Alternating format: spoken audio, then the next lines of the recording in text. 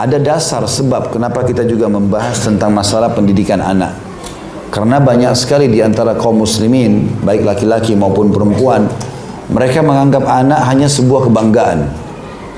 Sehingga kalau yang ditanya pertama, berapa anakmu? Ya, seakan-akan pertanyaannya hanya Anda bangga saja.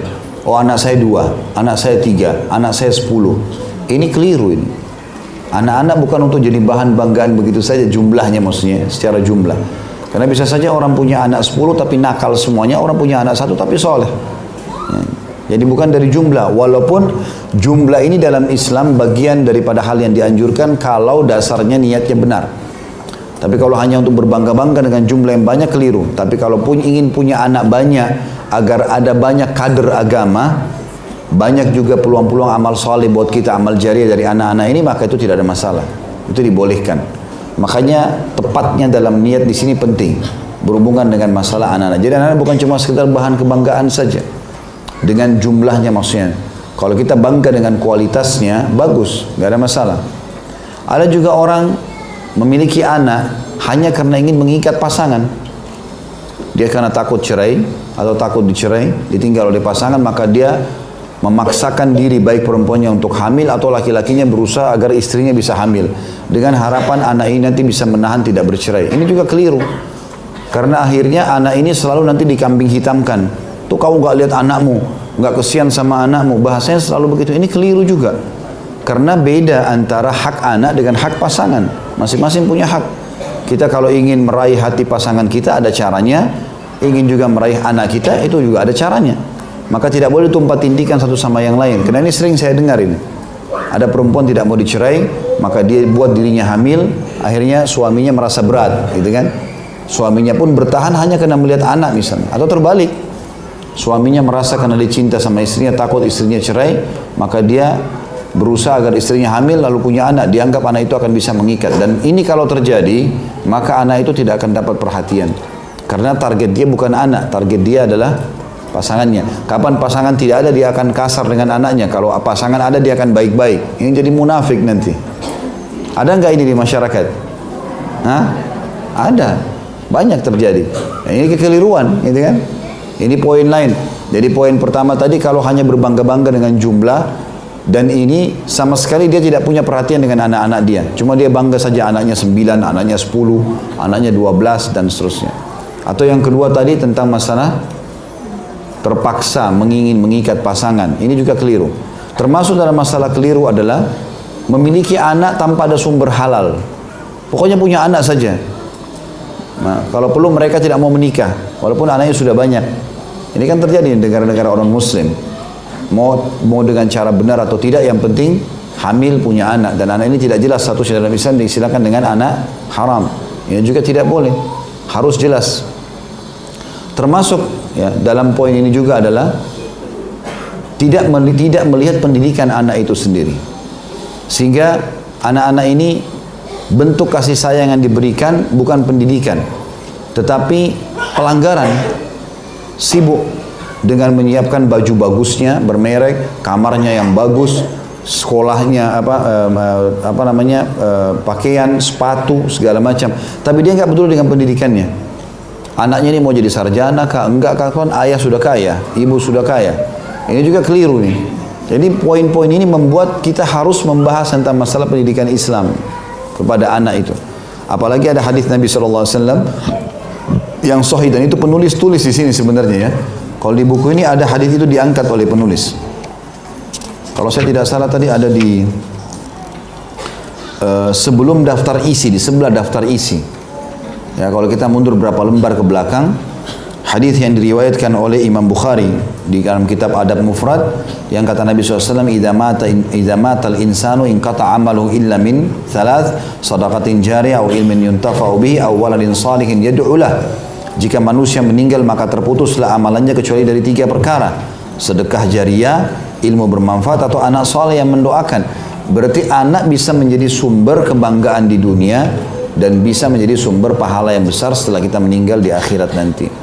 Maka anak soleh juga adalah target utama, gitu kan? Jadi bukan cuma sekedar bangga-banggaan dengan jumlah, bukan hanya sekedar mengikat pasangan, bukan hanya sekedar tadi ya, misalnya punya anak juga dengan cara yang tidak halal, tidak peduli sumbernya halal atau tidak, maka ini semua keliru. Harusnya seseorang memang targetnya, kalau dia seorang muslim, targetnya bagaimana punya anak-anak yang berkualitas secara keimanan yang bisa menjadi amal jariah buat dia.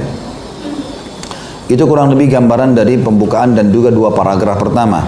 Lalu penulis berkata, manhaj Islam adalah konsep yang sempurna dan mencakup seluruh kebaikan yang dibutuhkan oleh manusia, baik dalam urusan dunia, agama, dan akhirat, dari semenjak lahir hingga kembali kepada Allah Subhanahu wa Ta'ala. Perbedaan pendidikan Islam bagi anak-anak dan bagi individu masuk dalam peningkatan skill SDM itu memang wahyu. Jadi standarisasi jujur, amanah, tanggung jawab, bakti sama orang tua, ya, menjalankan tanggung jawab baik itu orang tua kepada anak atau anak kepada orang tua, ini semua standarisasi. Orang dari suku manapun sama. Dan ini dipandu oleh wahyu, bukan teori manusia. Kalau teori manusia, ada orang begitu sibuk baca buku ini, baca buku itu untuk mencari tahu cara pendidikan anak. Sebenarnya pendidikan anak dalam Al-Quran dan Sunnah sudah jelas.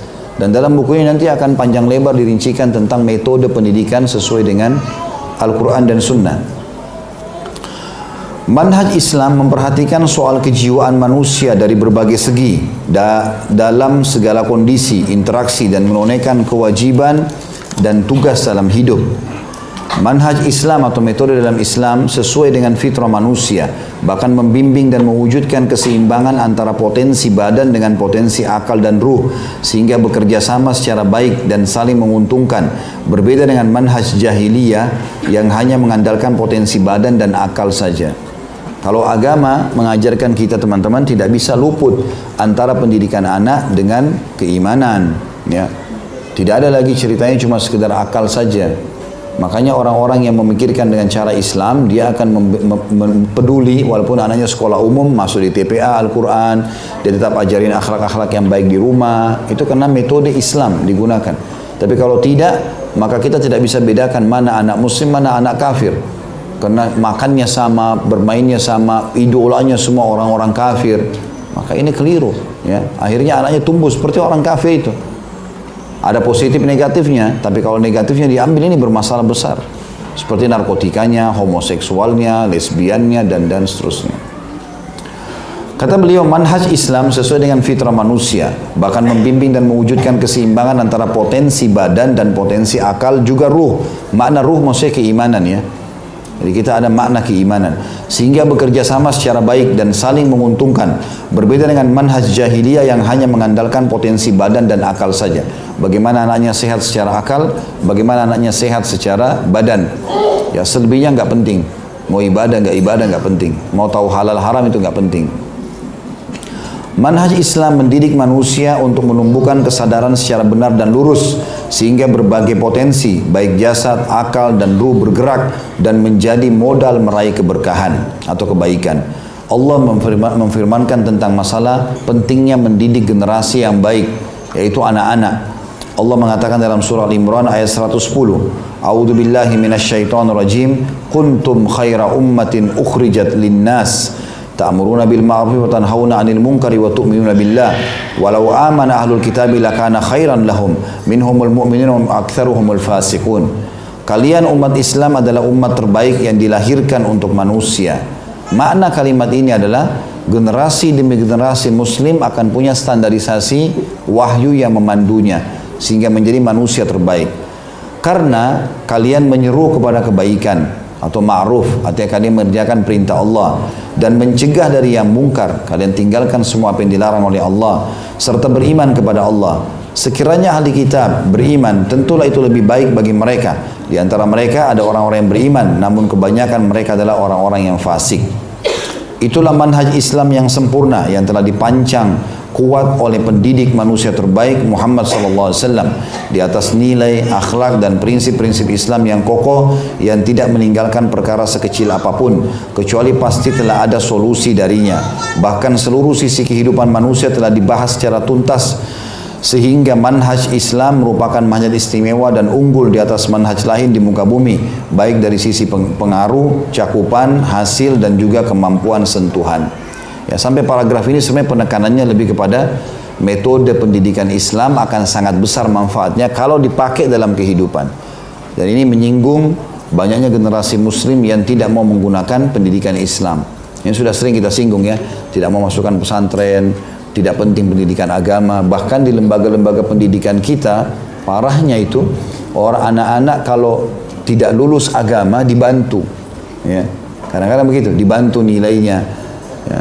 Kalau guru agama tidak masuk, tidak masalah.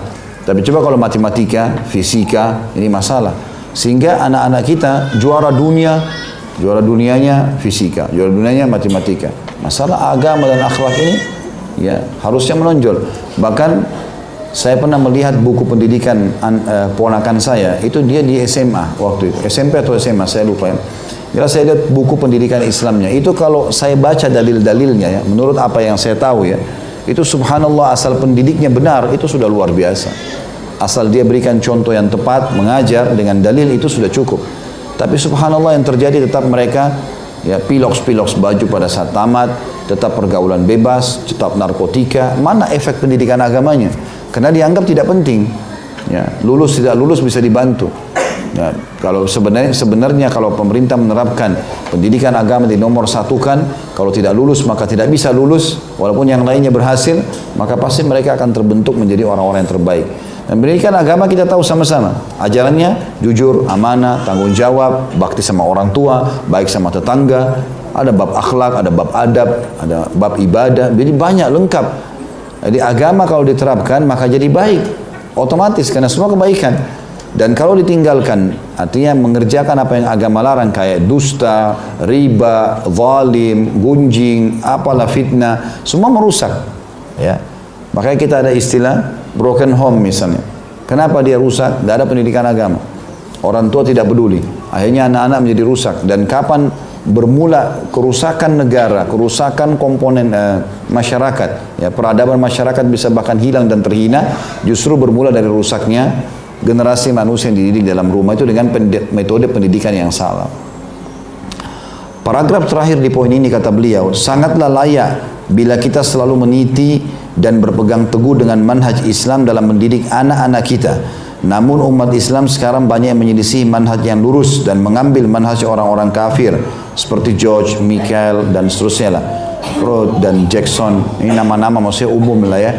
Maksudnya dia jadikan banggaan orang-orang non-muslim. Kaum muslimin banyak menjadikan tokoh-tokoh tersebut sebagai idola, sehingga mereka menjauh dari pendidikan mulia dan pengajar terbaik serta pemberi peringatan dan petunjuk kepada jalan yang lurus, yaitu Rasulullah Muhammad bin Abdullah sallallahu alaihi wasallam. Ya, artinya di sini di awal pembukaan ini penulis ingin menitik beratkan pentingnya pendidikan Islam dan harusnya seorang muslim menjauhkan anak-anaknya dari pendidikan orang-orang non-muslim. Ya, makanya jangan dibuat bangga dengan pemain bola, dengan artis, bukan. Bangga dengan Nabi SAW, bangga dengan para sahabat yang selalu kita sampaikan kisah para nabi-nabi, kisah sahabat, kisah orang-orang saleh gitu. Mereka mengenal nama-nama tokoh-tokoh orang non-muslim hanya karena menonjol di ilmu matematika misalnya, di fisika tidak ada masalah. Tapi mengidolakannya sampai memasang poster di kamarnya, sampai bajunya pun orang tuanya berikan dengan seperti itu ya. Pendidikannya pun masuk ke lembaga-lembaga yang dididik oleh orang-orang, maka rusaklah semua. Otomatis pendidikan Islam itu akan ditinggalkan. Masuk kepada subjudul yang lain, bagaimana mendidik anak sebelum lahir. Ada istilah kita temukan teman-teman sekalian, bisa membuat anak kecil atau bayi di perut ibu menghafal Al-Quran. Ya. Bisa kita membuat dia bisa lebih cepat berbicara ya, dengan cara ya, pendidikan yang ditetapkan sementara masih di perut. Ya, seringnya didengarkan tilawah Al-Quran, seringnya diajak ngobrol oleh ibunya walaupun dalam perut. Itu semua punya pengaruh-pengaruh yang sangat besar dalam pendidikan anak itu sendiri.